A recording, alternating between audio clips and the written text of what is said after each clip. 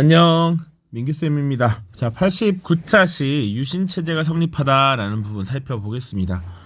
지난 영상에서는 박정희 정부의 성립 과정을 봤고요.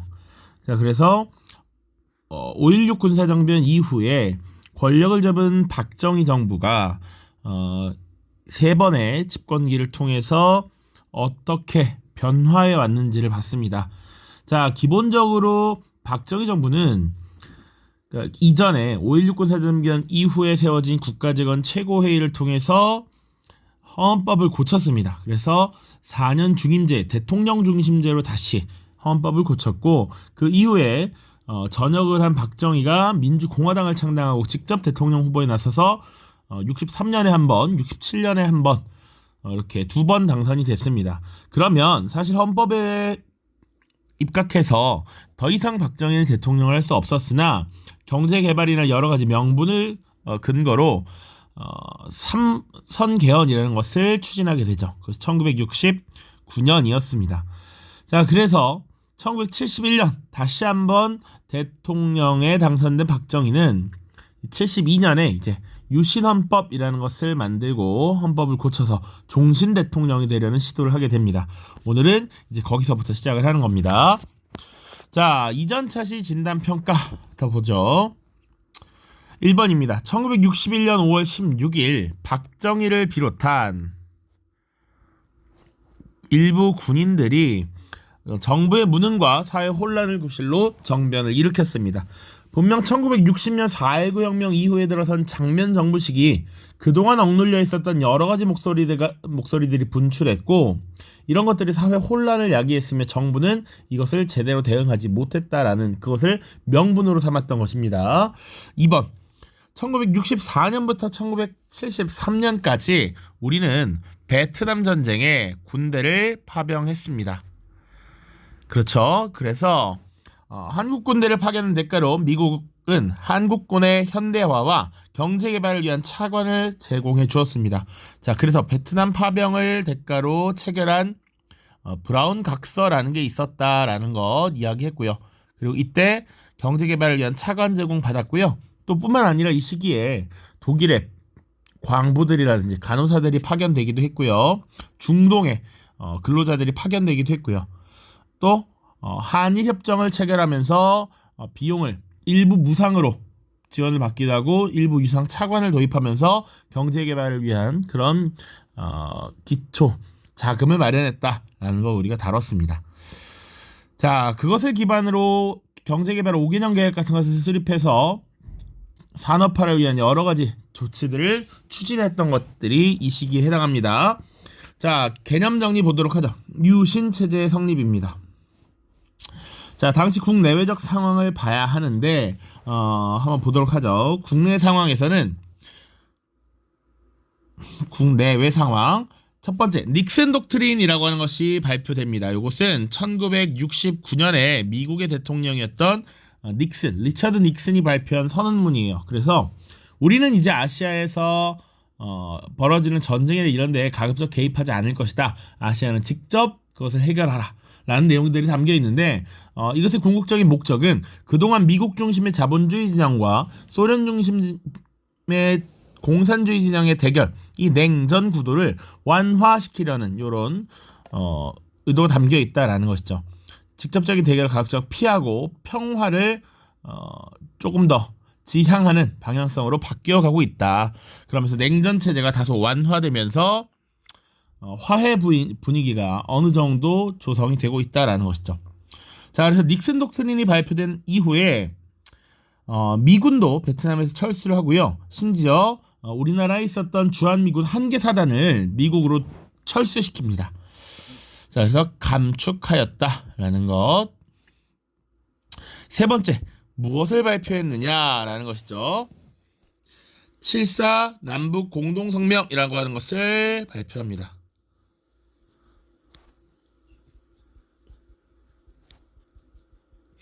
자, 이것은 김종필이 파견되어서 김종필이 아니죠. 당시 중앙정보부장이었던 이후락이 파견이 됩니다. 자, 1972년 7월 4일에 이 남한과 북한의 고위급 관료들이 만나서 민족 통일에 대한 대원칙을 확인했다. 그리고 발표했다라고 보시면 됩니다. 굉장히 중요하고요. 수능에서도 사실 요것을 하나의 카테고리로 해서 문제를 내기도 합니다. 자, 당시 박정희 정부의 장기 집권에 대한 반발 이런 것들을 억눌렀고요. 국민의 안보 불안을 해소하기 위한 대북 정책의 변화를 나타낸 것이었죠. 이것은 사실은 통일을 위한 노력이라는 파트에서 다시 한번 다룰 텐데, 자, 여기서는 어떤 3대 원칙이 발표되냐면 요것이 중요합니다. 통일의 3대 원칙이야. 통일을 지향하는데 어떻게 할 것이냐? 우리 민족 스스로 자주적으로 해야 된다. 그리고 평화적으로 해야 한다. 그리고 우리 민족이 대단결해야 한다라는 것을 대원칙으로 합니다. 7세 남북 공동성명, 이거 중요합니다. 자, 그래서 이제 반공이라고 하는 그런 메시지가 상대적으로 약발이 덜 먹히게 되는 것이죠. 그러니까 지금 위에도 냉전체제가 완화되면서 우리에 미친 영향 이렇게 설명이 되어 있는데, 그동안 반공 이런 것들을 강조하면서 공산주의를 막기 위해서는 대통령을 중심으로 똘똘 뭉쳐야 한다, 이런 설명들이 국민들에게 좀 설득력이 떨어지게 되었다라는 것이지. 그리고 이런 대북 정책의 변화도 나타납니다. 자, 이런 상황 속에서 10월 유신이라고 하는 것이 발표됩니다. 1972년 10월 달에 헌법을 고치게 된 것이고요. 과정을 보시면 박정희 정부가 비상계엄을 선포합니다. 비상계엄이라고 하는 것은 정부가 비상사태에 준할 때 군인을 통해서 질서를 유지하고 국민의 기본권을 일부 제한하는 이런 조치죠. 자, 그래서 박정희 정부가 이런 남북과의 하해 무드 간에서 어떻게 될지 모르니 이것은 비상사태다라고 규정을 해버리고 당시 국회를 해산시켜 버렸습니다. 자, 그래서 막대한 권한을 가진 비상국무회의 그리고 유신헌법을 제정하도록 합니다. 이때 등장한 표현이 한국적 민주주의라고 하는 표현입니다. 자, 우리나라는 특수한 상황에 있기 때문에 한국적 민주주의가 필요하다라고 하면서 이런 민주주의의 근간을 해하는 이런 조치들이 이루어졌던 것이죠. 자, 그래서 1972년 10월에 만들어진 유신헌법의 주요 내용이 뭐냐라고 하면 삼권 분립의 원칙을 무시합니다. 그리고 대통령에게 권한을 집중합니다. 삼권 분립이라는 것은 입법, 사법, 행정권을 분리시켜서 상호 견제를 하도록 하는 것이죠. 자, 대통령이라고 하는 존재는 행정부의 수반이야. 그런데 이때 어떻게 됐느냐? 국회의원의 3분의 1, 그러니까 입법기관인 국회의원의 3분의 1을 대통령이 사실상 지명하도록 하는 유신정후회라는 것을 만들고요. 그리고 사법부의 구성원들도 대통령이 임명하는 이런 형태로 가는 것이죠. 그래서 당시 비민주적인 헌법이었다라는 것. 자, 중요한 내용들이 밑에 다 나와 있으니까 한번 보죠. 대통령의 중임 제한을 철폐합니다. 영구 집권이 가능해졌다라는 것이고요. 자, 그런 대통령 어떻게 선출하느냐? 이제 국민들에 의한 직선제가 아니라 통일주체 국민회의라고 하는 기관에서 6년 임기의 대통령을 선출하는 간선제로 지금 변경됩니다. 자, 그래서 분명히 박정희 대통령이 언제 당선됐냐면 일단 1961년에 5.16 군사정변을 일으키고 군정이 수립됐어. 국가재건 최고회의 의장이었습니다. 그리고 전역한 뒤 63년에 대통령 한 번, 67년에 한 번 대통령이 당선됩니다. 중간에 1969년 삼선개헌이라는 게 있었고요. 이 헌법을 고친 뒤에 71년 선거에 다시 한번 출마를 해요. 이때 기억이 날지 모르겠지만 상대가 DJ 김대중이었다고. 40대 기술원을 내세웠던 DJ였고 이때도 관권을 동원해서 어마어마하게 관권을 투입했음에도 불구하고 생각보다 힘겹게 이겼어. 그래서 이제 국민들이 직선제로는 대통령이 되게 어렵다라고 판단했던 거죠. 그래서 10월 유신을 단행하고 이제 헌법이 바뀌었으니까 새롭게 통일주체 국민회의를 구성해서 72년에 다시 한번 대통령이 당선되는 겁니다. 그리고 6년 임기라고 했으니까 다음엔 언제 돼? 78년에 되는 것이죠. 다시 한번 당선이 된다.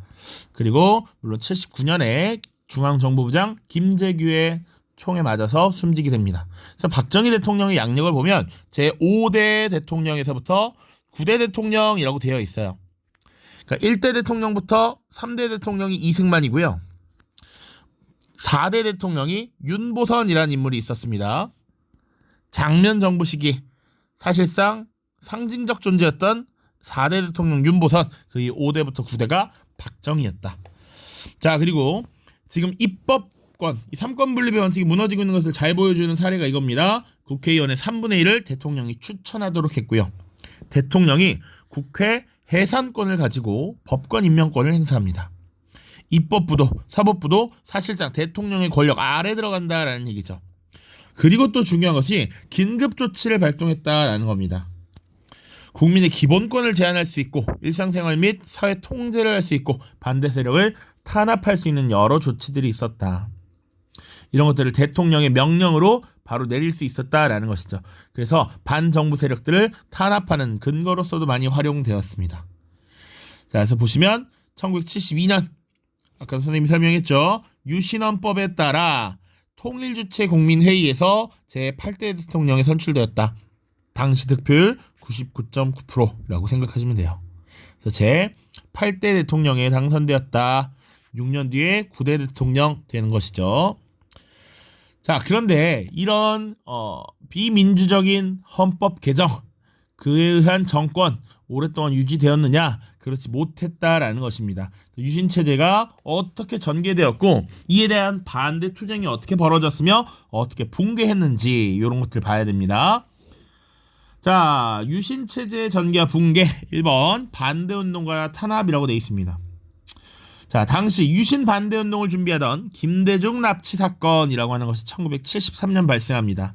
자, 이 김대중이라고 하는 인물은 분명 1971년 7대 대선에서 박정희의 상대로 싸웠던 인물입니다. 박정희 대통령이 박자예요. 그리고 DJ라고 보통 부르죠. 71년이었습니다. 이때 어마어마하게 공권력을 투입해서 부정선거가 있었다라는 증언이 나오기도 했어요. 그러니까 당시 이 시기에 중앙정보부장을 지냈던 김형욱이라고 하는 인물이 미국에 가서 이런 것들을 폭로하게 됩니다. 자, 그래서 엄청나게 돈을 쏟아부었음에도 불구하고 겨우 7%, 90만 표 차로 겨우 이겨요.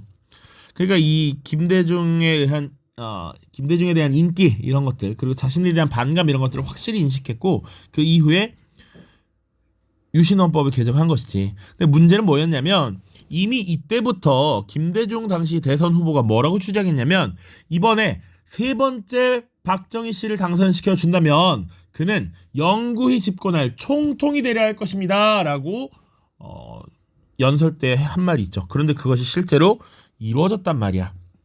그리고 김대중 씨는 이 당시에 이제 유신 반대 운동을 격렬하게 벌이고 박정희에 맞서서 싸우는 대표적인 야권 인사가 되는 것이죠. 자, 이런 것들이 너무 사실 신경 쓰였던 박정희는 김대중을 납치해서 일본 저 바닷가에 던져버리려고 했습니다. 그런데 겨우 이 소식이 어떻게 전달이 돼서 김대중 씨가 풀려나게 됩니다. 이것 이후로 이 비민주적인 유신헌법을 고쳐달라라고 하는 개헌청원 100만인 서명운동이라는 것이 전개되고요. 이것이 반정부 시위적 성격을 보이다 보니 박정희 정부는 긴급조치를 잇따라 발표하면서 국민들을 탄압하고 하는 모습들이 보여지는 것이지.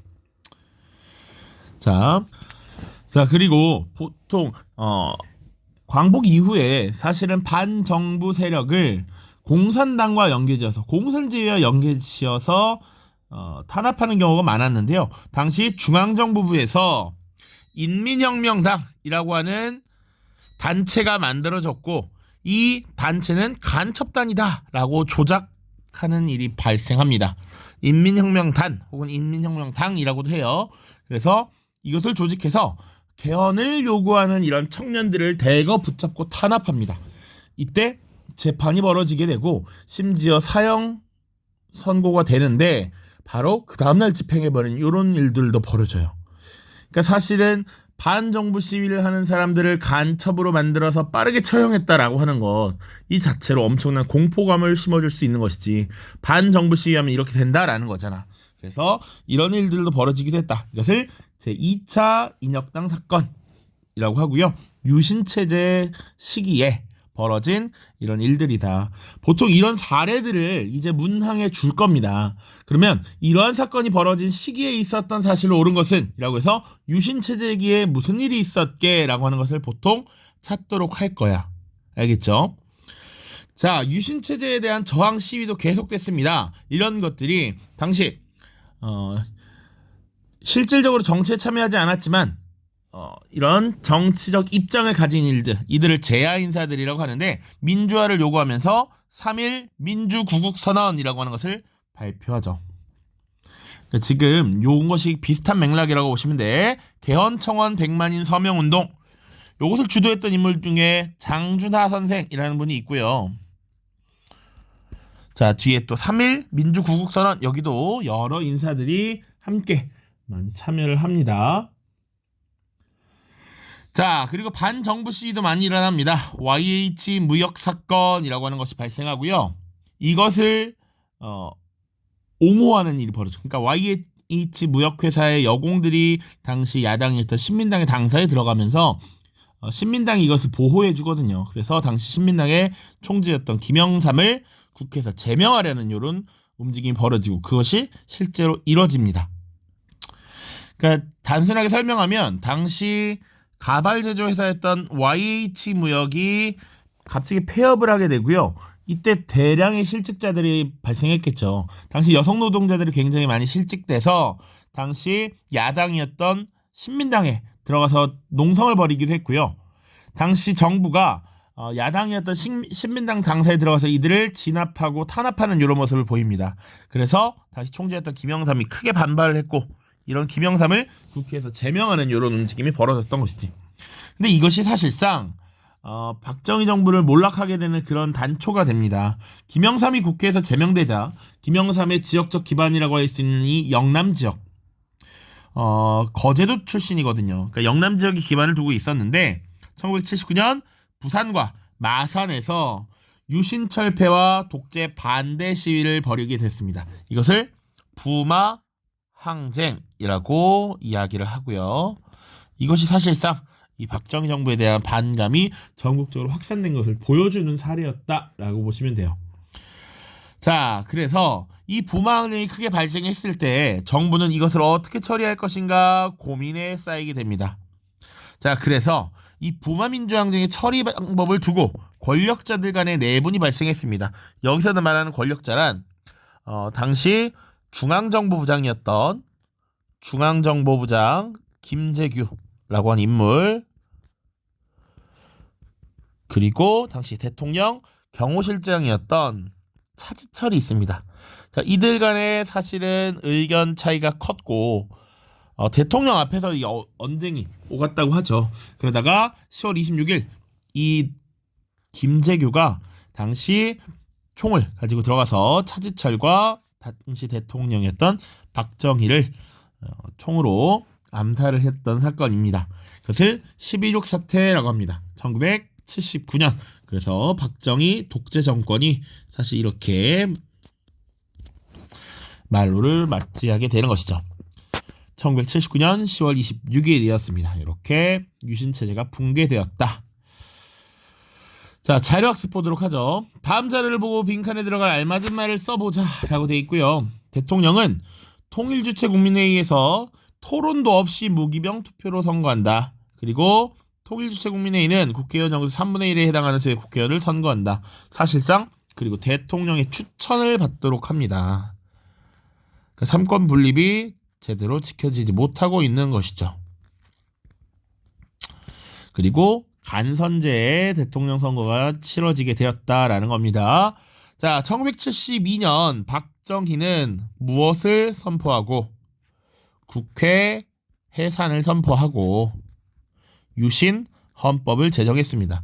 그러니까 헌법을 고치는 것은 국회에 동의를 얻어야 되는데 당시 국가 비상사태다라고 선포하고 국회를 해산시켰으면서 유신헌법이라는 거 새롭게 제정한 겁니다. 유신헌법은 국민의 기본권과 자유를 제한하고 대통령에게 입법, 사법, 행정권을 집중시킨 비민주적인 헌법이었죠.